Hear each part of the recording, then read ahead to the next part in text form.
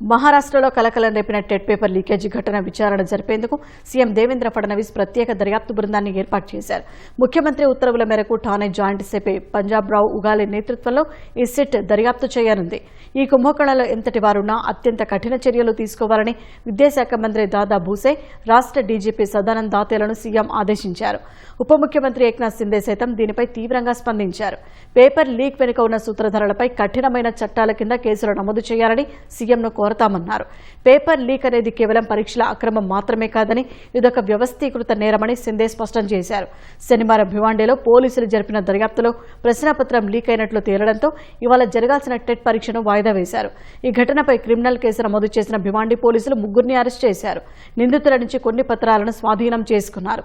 అందులోని పలు ప్రశ్నలు నేడు జరగాల్సిన టెట్ కోసం తయారు చేసిన ప్రశ్నాపత్రంతో సరిపోలినట్లు అధికారులు నిర్ధారించారు.